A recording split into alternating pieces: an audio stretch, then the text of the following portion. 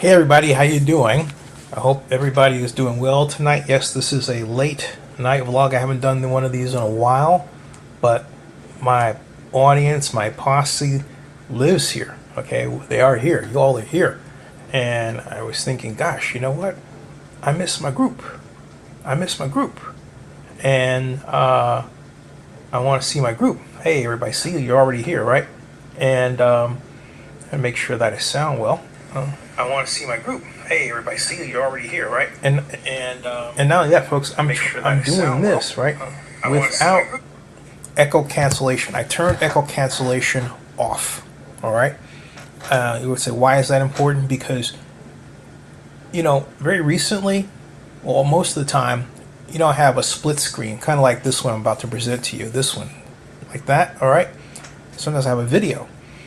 What happens is I started out with echo cancellation, and what would happen is that when I switched over to a video, no one could hear the video, all right, at all. So I thought, oh my goodness. This time I turned echo cancellation off, turned on another setting for sound, and here it is. It's clean. I can hear it. You can hear it, right? Anyone want to give me a thumbs up? Give a thumbs up. Hey, everybody. All right. So let's get right to the matter. Let's talk about this. And I'm going to read this for background because this is news commentary.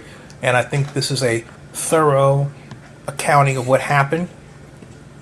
So let's dig into this real quick.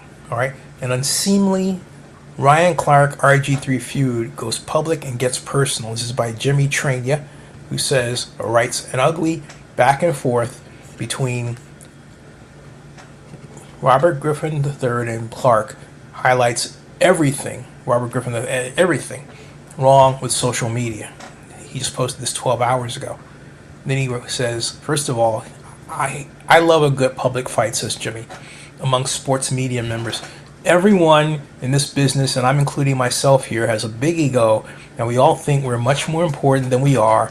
So when two people in this world go at it, I usually get a kick out of it. I especially get a kick out of it when the fight takes place on social media because it's so embarrassing. Then he goes on to write, I like it when sports media people fight about things like who should get credit for breaking a story or who's in an agent's pocket. I don't enjoy it when it gets super personal. The back and forth that has taken place over the last couple of days between ESPN's Ryan Clark and former ESPN employee Robert Griffin III crossed the line from entertaining to uncomfortable and cringe. It started when RG3 made a video saying that Angel Reese hates Catlin Clark after the two women mixed it up over the weekend. Now let's take a quick look over that mix-up, all right? What happened here, all right? And so what happened was that Angel Reese made an honest admission about Catlin Clark foul that got her heated, and Reese brushed off the hard foul from Clark and didn't seem to want to talk too much about it post-game. And so, and it was a hard foul on Skyford Angel Reese, and they had a little scuffle. So let's see if we can find out. It says she had to be held back. Here's a photograph of it, because I think this really puts things into context. We can see the fight. Hey Van Eric, how you doing? All right. We can see what's happening. Well, I got to be careful how I show it, right? You know what I'm saying. Here is it right here as to what happened. Like, hold me back, hold my pocketbook. Okay. So there, right? And what happened was that Angel Reese had to be held back.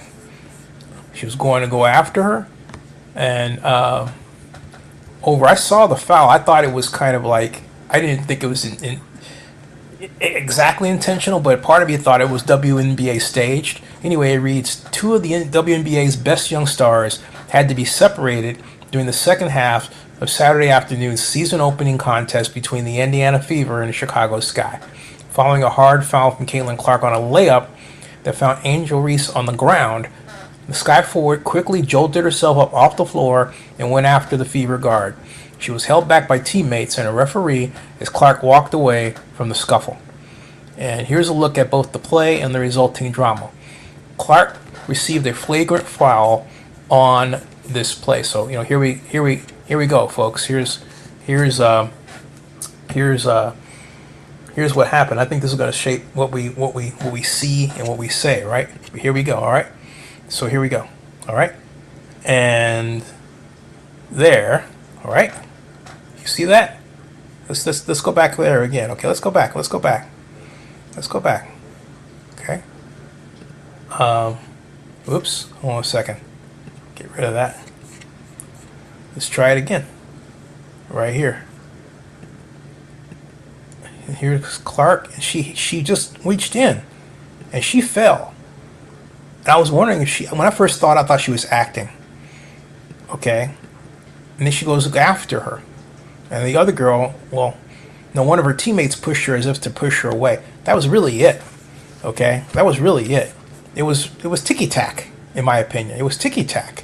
Okay, so, I mean, I thought it was ticky-tack. All right. Oh, you're gonna fall on that? You're gonna fall because of that? And give me a break.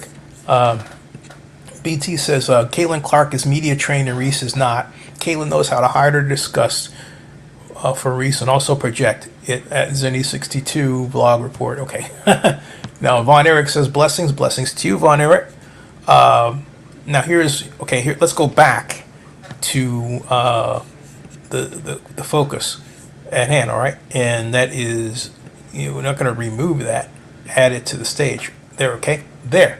All right. And I'm going to actually switch this up. Excuse me. You know what? Excuse me while I switch this up. I'm going to stop the screen and then go here and go back to the honest admission that Angel Reese made. And then we'll get into the Clark thing. All right? All right. And the honest admission that she made is that first of all, Chicago Sky dropped their season opener in the Indiana Fever 93-58. They got blown out on Saturday, but the story after the game surrounded a hard foul by Fever star Caitlin Clark on Sky forward Angel Reese. The foul prompted a brief scuffle before the officials reviewed the play for a flagrant foul. Clark was assessed the flagrant, which clearly angered the Fever guard, while Reese and Clark's Fever teammate, Aliyah Boston, received offsetting technicals. Reese was asked about the dust-up after the game and deferred to the call by the officials on the floor. It was clear she didn't want to talk too much about it. Quote, basketball play. Refs got it right, move on. Reese deadpan. Clark said something similar in a mid-game interview. Sky's Angel Reese on the flagrant foul she receives. Basketball. And this is what she said. Yeah, okay? You can hear it. I have to actually scroll down a little bit more and turn up the volume. There we go. Turn up the volume. Okay, so here we go. Here we go. Go down a little bit more and turn up the volume. Yeah, and here we go. There we go. Turn up the volume. Still can't hear. So here we go. Here we go. Go down a little bit more and turn up the volume. Yeah, and here we go. There we go. Still can't hear. Still can't hear. So here we go. Here we go. Yeah, I think go down a little bit more and turn up the volume. Yeah, and here we go. There we go. Keep going round. Let's do it again because I had this kind of thing going back and forth. Whatever. Let me clear my throat. Try it again. Still can't hear her. Hey, why is that? Well, why can't I hit her? That's really interesting. But I can't. Let's try it again. She says something. Yeah, whatever. I can barely hear her. Oh, you know why? I'll tell you why. This is why I can't hear her very well. This is that audio thing. Let me turn on cancellation. And then, see, if I turn on echo cancellation, I can't hear it at all. That's what's going on. I hate this.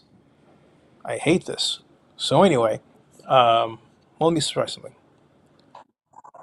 Yeah, see, if I play it like that, I can hear it, but you can't hear it. So guess what? I'm not going to turn on echo cancellation. I'm going to go back and turn it off. Echo's off. I'll turn on stereo audio. And let's see what that does. Ooh, stereo audio. Afterwards has something to say as Clark let's see if you hear that. away. All right, you hear that? All right, she walks away. All right, now you heard that part. No, you didn't hear that part. All right, this is the other part. Let's try it. No, it's really, I can't, it's the sound with this one is not right. It's just silent. That's individual to that video is the problem, folks. Anyway, it reads, Reese and Clark have been competing for the spotlight since college, and despite both players insisting there's no ill will between them, Saturday's scuffle will cast doubt. What a start to the season. Okay, fine. And any comments? That's by Mike McDaniel here. All right, so no comments there. And although, look at this. Caitlin Clark versus Angel Reese rivalry game draws ESPN WNBA record ratings. So why does a large part of me think, I'll just say this, think that a lot of this is for show, okay? That they rehearse this, they discuss this, they say, hey, let's do something, get a little, mess up so we can generate the ratings. Because everyone knows that the WNBA is excited about the attention it's getting, the money it's making. They know what people want to see. So who's to say those two didn't conspire something, right? I think that's what happened. I really do. Now, that's more than I can say. And I can't really say that for Ryan and RG3. And that's what I'm getting to. Let me get your comments before I get too far, okay? BT says Clark is media trained and Reese is not. Clark does not like Reese, but she knows how to project it onto Reese, who is naive and takes the bait. And Von Erich says, she's from the same area I'm from. I've been around her family. She's a great young woman. I'm here for it all. Says, I love Ryan Clark. He will get you together real good. I actually met Ryan Clark in Las Vegas. I have a picture of him. Nice. I enjoyed meeting him. I do not enjoy what he did. Fair warning, okay? And that gets me to the second part of all of this, all right? And that is here. First of all, we have this situation, this other, if you will, dust up. So let me stop that screen and get the other one. And then once I get it, I'll let loose. Hold on a second, folks. So I gotta go back over here, get to the Reese one, and then go back to my history where he was saying, yeah, there we go. Okay. Food gets public and gets personal. Okay, now we're back to the Sports Illustrated article that I was talking about, okay? Hey, everybody, welcome. How you doing? Hold on a second. Let me get it. Right here. Share screen, and this is it right there. Boom. Okay? And so Jimmy Traina, I read what he was talking about. Let's scroll down because I don't want to reinvent the wheel here. Okay? So we heard, and this is the RG3 part. Robert Griffin III says, Angel Reese hates Caitlin Clark. Is staring us all right in the face, but people are afraid to say it. Won't answer questions about Caitlin Clark. Gets mad when people praise Caitlin Clark for the explosion of popularity in women's basketball. Celebrates when her Celebrates when her he's actually has to say here, the way this is designed actually popped up and out into a new page, which I hate. So I gotta close that other page too, and let it form. And here it's forming. All right, here's the whole thing. So now I've got to basically switch out tweets, or I think what I'll do is I'll jump over to this one right here. Because it goes from here to here. Stop screen, present, share screen, and this is, and it's right there, and that's RG3. That's what he said. I'm going to enlarge it because I know it's small, right? I'm saying, Zenny, make it bigger. I'm saying, yes, I will. Yes, I will. Yes, I will.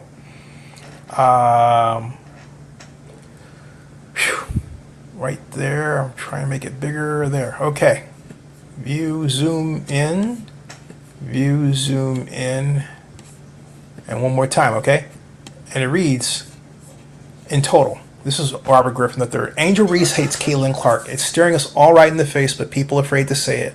Won't answer questions about Caitlin Clark. gets mad when people praise Caitlin Clark for the explosion of popularity in women's basketball, celebrates when her teammates flagrantly foul Caitlin Clark, goes after and tries to punch Caitlin Clark after a routine make them earn it foul, after Angel Reese fouled Aliyah Boston with a push in the back that wasn't called. That's not just hate, that's jealousy and resentment.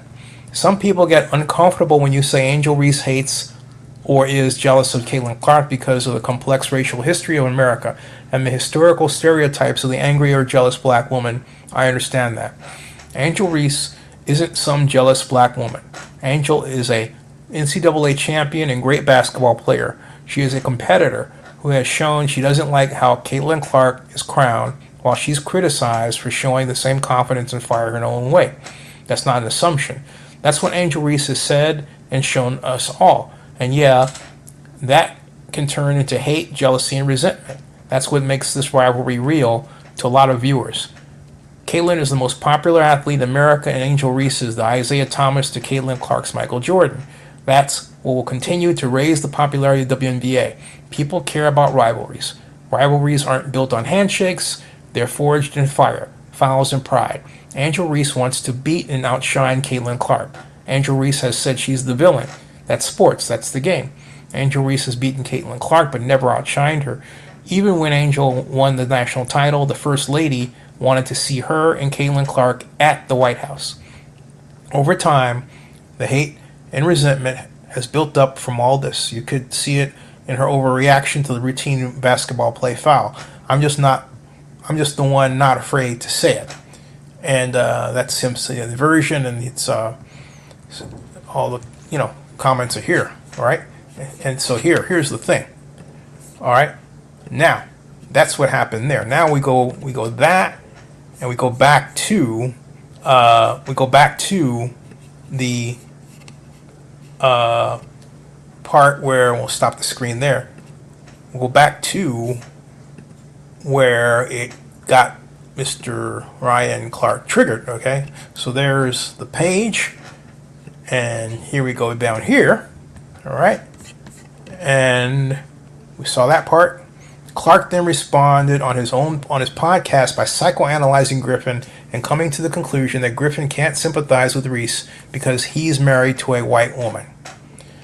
And then he says, RG3 saying he could recognize hate when he sees it when referring to Angel Reese's feelings toward Caitlin Clark was irresponsible, but not at all surprising. Clark is the biggest star in women's basketball and deservedly so. No need to beat up Reese and add shine to it. Okay, so then he takes. I'm waiting for this to render, and once it renders, I'm going to switch out URLs. So I'm going to take this one and put that one down, and let this one. Yeah, I don't even need to open it. I'm just going to read it, folks. Okay, I'm just going to read it. All right, and he says, and add shine to it. And then he goes on to say. This. He says, RG3 plays into the narrative that Reese is the villain of Clark's hero origin story. Now, Oberman and Portnoy, who berated Reese in college, have an ally in Griffin. Add him to the list of black men who adopted the corny trend of denigrating black women to affirm their choices. Attacking Reese multiple times in order to gain favor from his desired crowd won't help RG3 blend more. Echoing the microaggressions of racists won't make him any less black than me. And that's Ryan, talking about the whole thing, okay? And so, and he says more here that I can't play the video because it would be a copyright claim. I've dealt with these guys before. I don't feel like dealing with it. But all right, but we see what he said, and here's my take for the entire thing. All right, first of all, RG3 is completely wrong about Angel Reese and Caitlin Clark. The problem is that, and I said this before when Angel was acting up in college, right? Angel, and I said this, my mom and I were having a little argument about it. And she thought the same thing about that Angel Reese was not being treated fairly. And I said, the best way to evaluate how Angel is being treated is for her to go out and shoot threes like Catlin. Because, what's lost in all of this is the simple fact that Caitlin Clark has set scoring records that a lot of women and men are not going to match in their lives. All right? Including the Angel could have done it in college, but she didn't. She can, make up some ground in double the NBA if she wishes to. But she has to realize she plays a different game. And what I don't like is this idea that some of us feel like we have to automatically hate somebody because they're white and playing a black game. But forgetting that, hey, it used to be a Jewish game because we were so discriminated against that you didn't see us on the field, on the court, during the 30s, the 40s, and so on, because of discrimination. And then it opened up and it went from a Jewish game to a Jewish black game and then a black game. But the overarching problem is the fact that we've been so discriminated against. It was hard just to get opportunities in any walk of life to make a decent living. And you get a little upset when the one thing that you can do that is your physical own is you're not able to do because of racism and discrimination. Fast forward to today, that part is for all practical purposes erased. And we have a playing field where, hey, look, getting decent jobs is hard for everybody. And our economy versus how it used to perform in a lot of ways, is not doing well for people who don't know programming and all that stuff. You get all that, all right? So for those who choose to play basketball, guess what they're doing because we have the internet? They're drawing eyeballs if they play well. And that's certainly Caitlin Clark's forte. And she shoots well. Everybody wants to see the chick shoot the three. You do, I do, my mom does, everybody, okay? Fact. She can shoot lights out, especially if she's mad, all right? That's just it, okay? That's just it. Period, okay? Period. And for Angel Reese to not understand that, to me, was a sign of immaturity, all right? And no one who looks like her took her aside and said, hey, you know what? That doesn't speak any well of you. What's going on is she's got folks who reinforce her position, who are black, who basically say all these things that basically sort of tried to incite, cite a riot. I'll give you a story that happened to me in junior high school at Bret Hart. And when you hear this, you'll understand where I'm coming from. I was in gym, which I hated anyway, and afterward, Steven Santos and we had locker rooms with classmates. The kids liked to pick on Santos because he was big and fat. I didn't roll that way. I was what we would call a nerd now, okay? And I was into Star Trek. We had a Star Trek club, made the most money of anybody in the carnival, blah, blah, blah, blah, blah, blah. And anyway, I dropped what I thought was my dime. And Steven thought it was his. We had a little scuffle. And we realized we were both kind of foolish, but we found it. But what happened was that the students around us were trying to encourage us to fight. Mostly black students.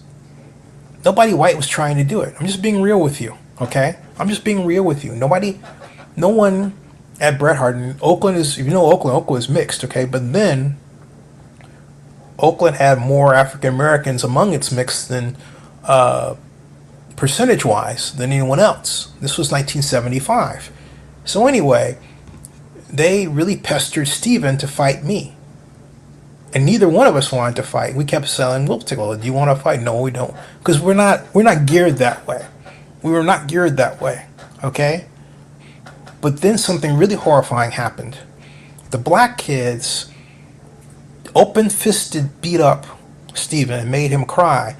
And he had no recourse in his mind but to come after me. Not go to the authorities or anything else because we were kids, but to come after me. And I ran. Because from what I saw, it wasn't just him I saw. I saw him and the kids all running after me. Okay? And so Mrs. Harper let me in the 30 building, the 800 building at Bret Hart, and she shut the door. It always was chained at that time of day. All right? And I never forgot that episode my entire life. The next day and the next week went by, actually half a week, and Clarence Manley was told me, he was since passed away, rest in peace. He died at 25 years old. Told me, yeah, Steven's running around telling everybody that he beat your butt, or beat your ass, right? And I said, what? And this talk got around. I'm thinking, we never had a fight. You know, I knew what happened, but I decided I was going to teach Steven a lesson and put all of this to bed. And this is what I did. I teamed with Clarence Manley and Timothy, and we were coming in one morning, and here comes Steven Santos. Both of them suddenly grabbed Santos, put him up against the wall, and I was wearing all black, and I went right up to him, and I said, hey, you know what? He was scared. He was so scared, I thought he was going to crap, okay? He says, you know, you're running around talking about how you beat me. I said, you didn't beat me. Stop doing this, okay? It's not right. You know it's not right. That shouldn't have happened. It was wrong. I said, are you going to stop doing it? He goes, yeah. I said, yeah, because it's wrong, okay? That shouldn't have happened anyway. And after that, we were cool, okay? We were cool. My point with all that is that some of our folks do the worst damage in our society. Why is that way? You know what? I believe it's born out of a certain frustration that comes from our parents about how society's treated us. I think, unfortunately, it comes out more often than not against those of us who look like us, and I think that was a manifestation of it. Hey, let's beat up White Santos to get him to beat up Black Zinni, right? Okay? It was entirely wrong. It was entirely wrong. Fast forward to what I'm talking about with Angel Reese and Caitlin Clark. You got Caitlin's teammates there. I mean, who loving what she does, but Angel's teammates support her, and they see and hold some of the same animosity, and so they encourage it. All right. Now, that's one theory I have. What I really, really think 100% is this. I think 100% that because the amount of money this attention generates, I think the WNBA is quite literally pouring stuff into it, trying to make it happen. That's what I really believe. But in so doing, they are calling on certain behaviors we've seen in society, and they're using them to make money. You know, black versus white, fighting among women, those images that people subconsciously want to see, don't want to admit it, but the minute it happens, it's a crowd, fight, right? That's what this is. All right, that's what this really is. But what I'm saying is that it is based on some truths, and one of the truths is that we have been so beaten down in terms of opportunities that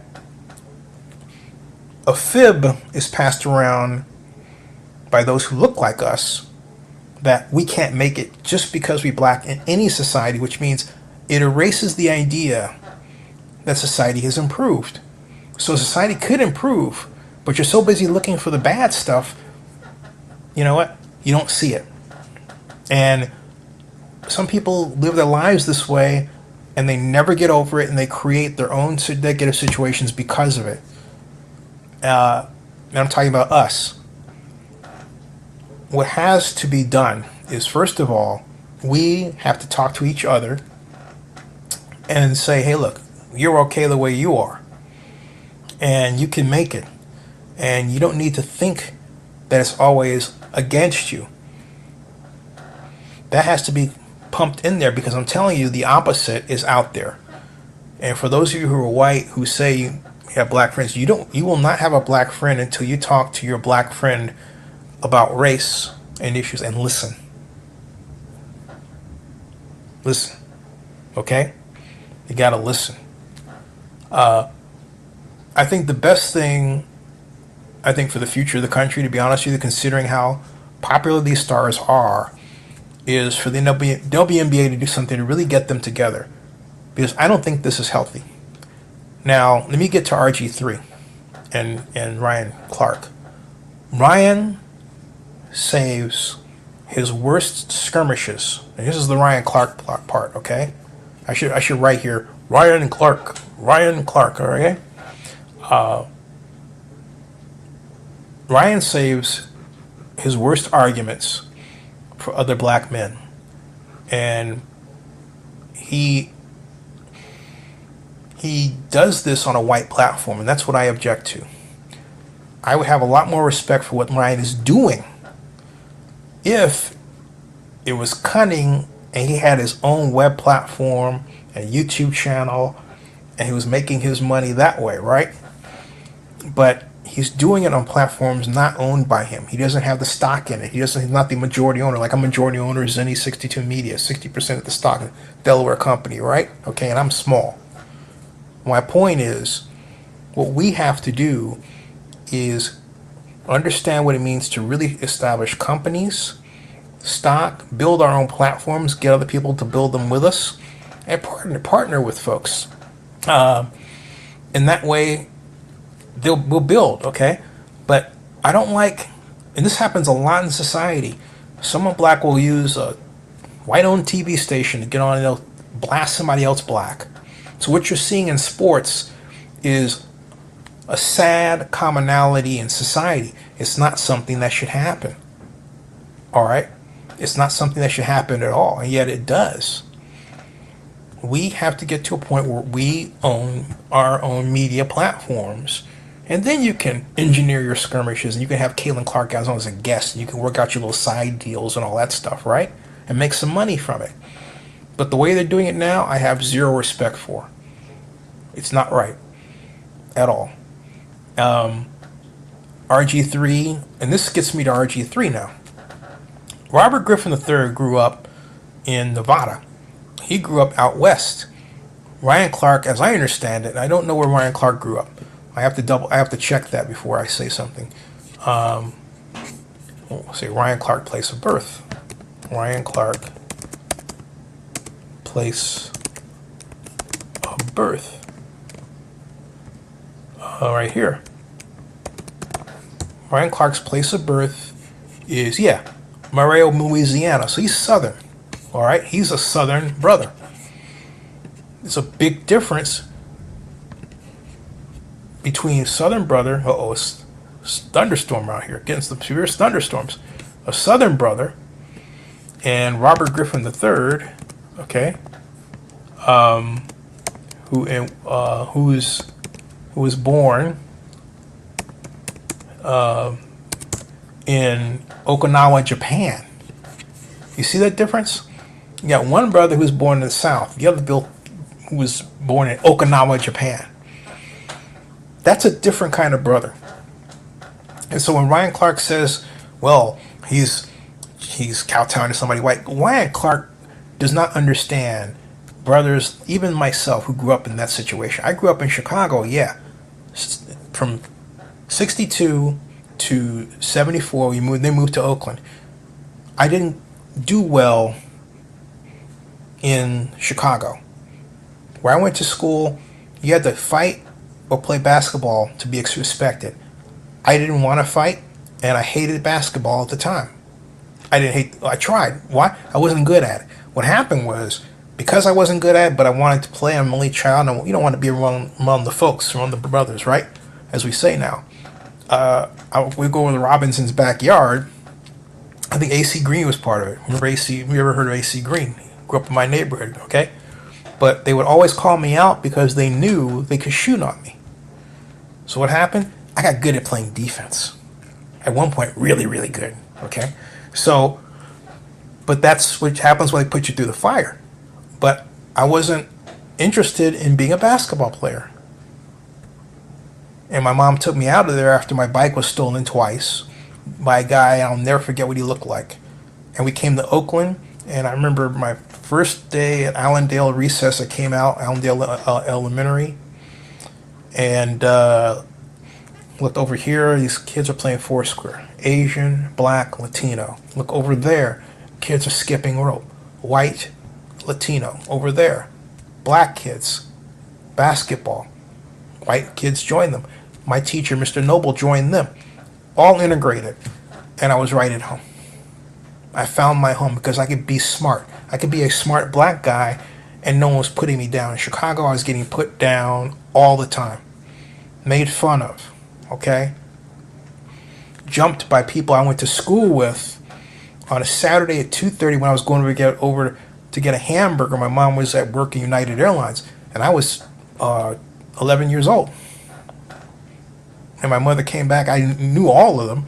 We called the police, and the police had the kids, all those kids and their parents had them, all apologized to me. All right? But my point is that they let me know that being smart wasn't black. And that's a sad legacy for us, folks. It is a sad legacy for us. So here comes RG3 growing up in an environment that's white and Asian, and his movement is different. So he's not siding with his white woman just because he likes white women better. He is protecting somebody he's married to who is the sum total of the way he grew up and connects with him in a way that someone who's black from the hood could not. That is what's going on. It is a very, no one talks about what it's like to grow up the way that I grew up, or RG3. It's no picnic, all right? But you do find out who you are. In my day, we didn't have the internet, thank God. I had 600 books and magazines, and I read them, all right? And I read them. And, but on the internet now, I don't know how I would turn out. I'll be okay because I have my mother, strong mother, right? And my dad was super smart. It's just that that's another story I want to get into. Is they're divorced and he's passed on, and I was going to leave that where it be. But my point is, being black in America is a mixture of a lot of very fun episodes, punctuated with occasionally very sad ones having to do with race.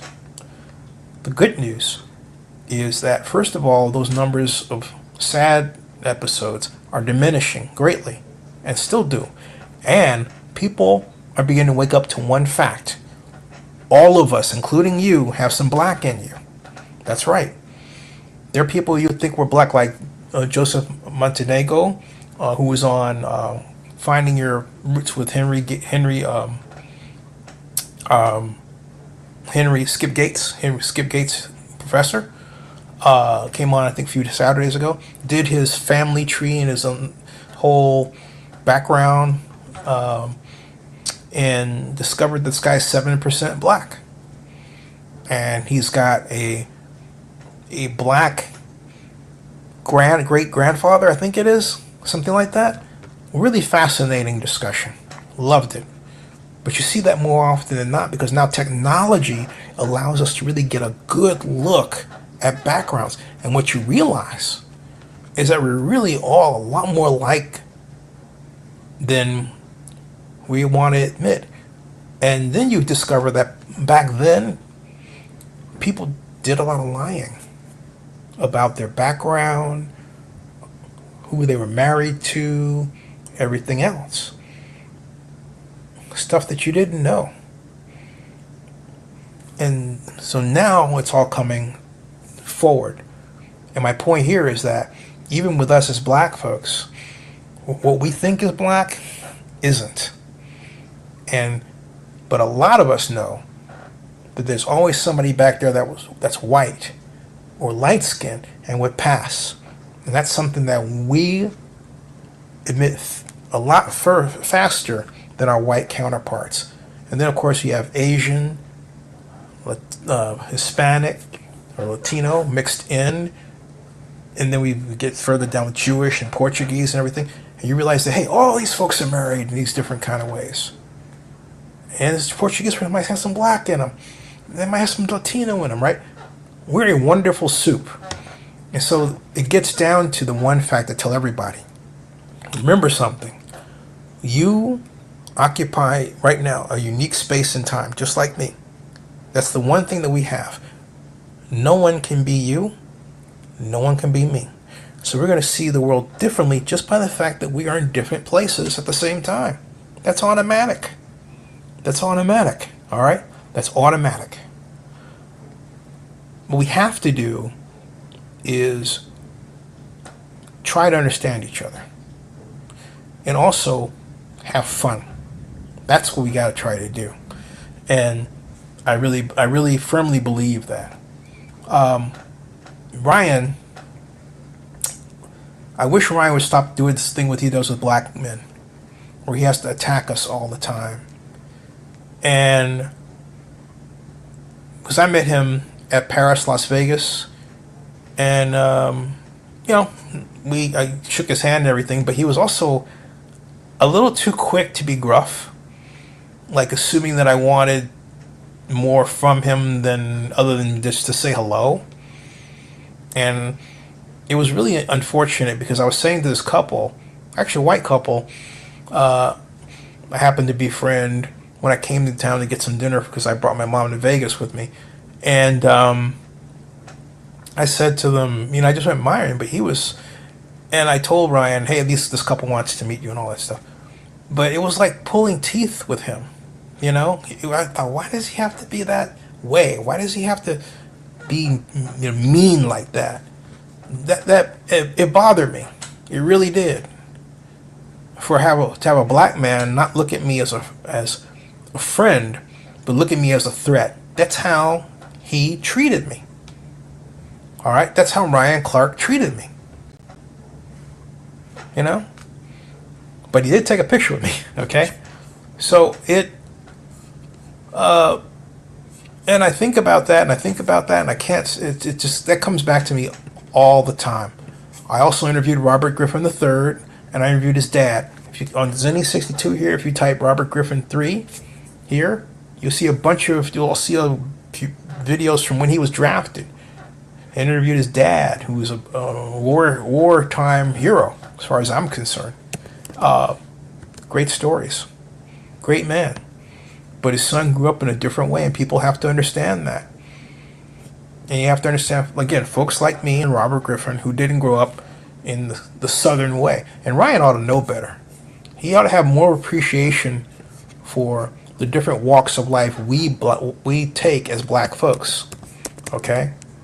That would, I think that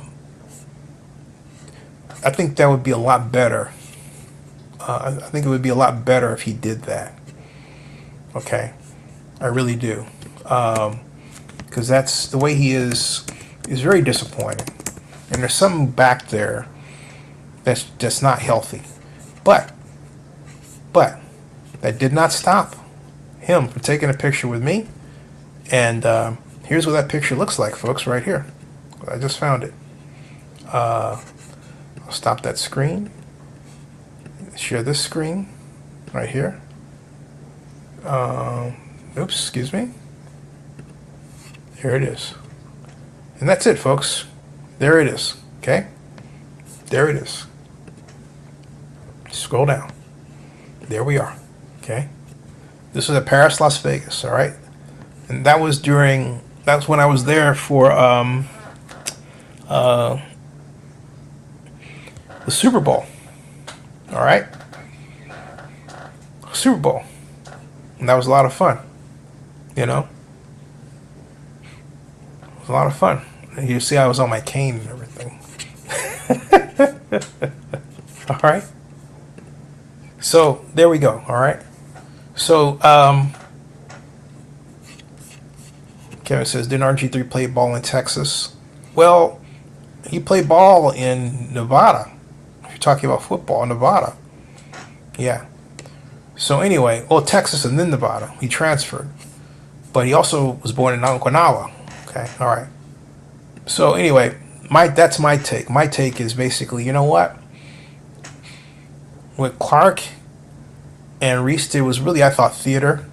I thought Reese's overreaction was more like NBA, WNBA play. But I also think Reese needs to just grow up a little. If you take a look at the fall, it was exaggerated. And we have to be more discerning and more, suspicious about these things. But we have to stop as far as Ryan and RG3. Ryan Clark has to stop contributing to this thing that's done where black men go on white platforms and argue with each other like this and put each other down and say things that are just absolutely terrible. Tear us down. It's black on black crime without the fighting, without the fist fights and the guns, okay? Why do that? What's the point? Who wins? Nobody. Except maybe the white media that owns the publications and the platforms that get all the traffic. Think about it. It's just like, hey, Frazier, Ollie and Frazier, but that's how it is. And now some of you could say, wait a minute, Shannon Sharpe's worth $100 million. And I would say, yeah, that's true. But some of the, right? So this is one of those conversations that is going to go on and on and on and on and on. But you want to know what right now? That noise behind me is thunder. And I think I'm going to get to bed. We've been on for almost an hour. Hey, please, do you have anything to say, a super chat? Really could use a donation, folks. I'm going to do more of these at this time because I know this is my viewing. You're my posse. I'm glad you all are here. Yes. And this is monetized, I think. I better make sure. Yeah, I thought I turned it on. All right. But yeah, the rain's coming down. All right, folks. I'll see you all later. Subscribe to Zenny62. Please like this video. Like and subscribe. Like and subscribe. Please, please, please, baby. Please, please, please. Thank you. I'll see you. All right. That ends the stream.